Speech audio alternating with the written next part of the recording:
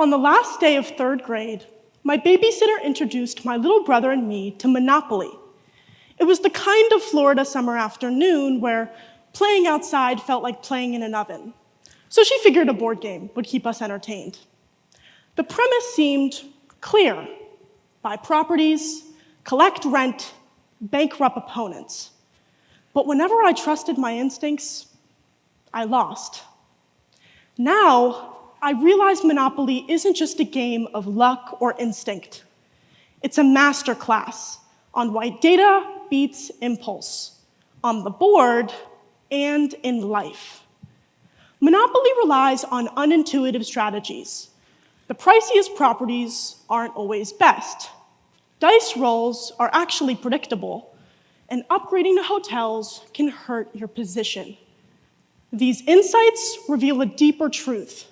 Success in Monopoly and in life often comes down to recognizing patterns, understanding probabilities, and managing resources wisely. So, how should we make decisions in the real world? The answer isn't always what feels most natural. Growing up, my dad and I bonded over numbers and logic. Whether mapping errands or calculating golf shots, data ruled. Monopoly became my testing ground for strategy, showing how planning beats impulse. While we're told to trust our guts, research shows intuition often fails in complex situations. In Monopoly and in life, success often means looking beyond instinct. One striking example in Monopoly is property selection. Many players instinctively gravitate toward Boardwalk because it feels powerful to own. But statistically, it's a terrible investment. Players land on Boardwalk just 2.5% of the time per game, whereas the orange set, St. James Place, Tennessee Avenue, and New York Avenue, are hit nearly 3 times more. That's because they sit right after jail, the game's most visited space. With players landing in jail about once every 6 turns, nearby spaces see much more action. If you want to win, forget Boardwalk. Invest in orange. Monopoly also reveals that what looks random often isn't. At first glance, rolling dice seems like pure luck, but certain numbers appear far more frequently. A 7 is rolled most often because there are 6 different combinations that produce it. The most common rolls, 5, 6, 7, 8, and 9, determine where players land most frequently. Understanding these patterns leads to smarter moves and better outcomes, like prioritizing properties in those high-traffic zones. Beyond property selection, Monopoly teaches another crucial lesson: managing resources with thought, not impulse. Many new players rush to build hotels for the lucrative high rent, but stopping at 3 houses is often smarter.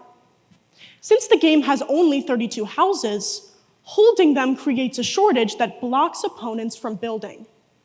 3 houses boosts rent while keeping costs low. An unintuitive but powerful example of scarcity economics, where limiting supply gives you control. You see this in real life too. Take Hermes, Birkins, and Kellys. Quota bags released in limited numbers to high-value clients, creating extreme exclusivity. This scarcity drives demand and prestige. People wait years just to buy one. Limiting supply works, not because it feels right, but because it's strategic. If Monopoly were purely a game of chance, everyone would have an equal shot at winning. But skill plays a major role. The best players, from Michael Burry, the hedge fund manager who predicted the 2008 housing market collapse, to Jason Bunn, the 1985 World Monopoly champion, don't rely on gut instincts. They adapt, using probability and risk assessment. Consider a study by Nobel Prize-winning psychologists Daniel Kahneman and Amos Tversky, who showed that we're prone to cognitive biases, like the availability heuristic, where we overestimate events that come easily to mind.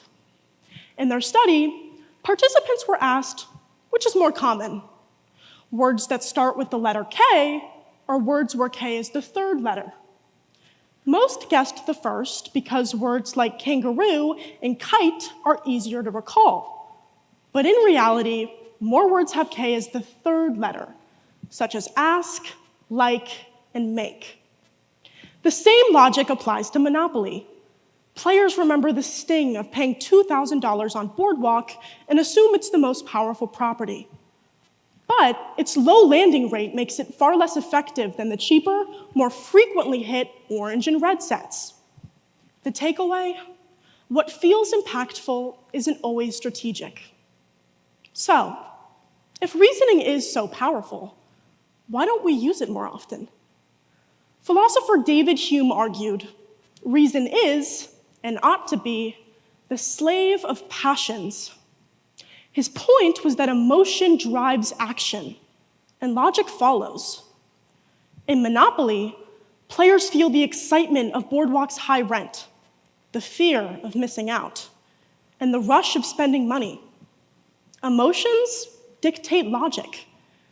But this isn't just a Monopoly problem. It's a human one. People choose colleges for prestige rather than fit, and stay in unfulfilling jobs because the fear of change outweighs the logic of leaving. Monopoly shows that resisting impulse and leaning on probability leads to better outcomes. And that brings us to the game's biggest lesson. Patience and calculation beat impulse. Monopoly punishes reckless spending and rewards players who plan ahead. The same principle applies in life. Consider stock market investing.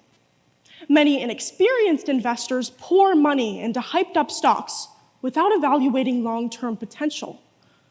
But seasoned investors, like Warren Buffett, succeed because they rely on analysis, not emotion. In the face of data, research, and probabilities, intuition often proves to be a superficial guide. Life is full of choices that feel like gut decisions, but the ones that matter most call for reason. Emotion might start the play, but only logic can win the game. Thank you.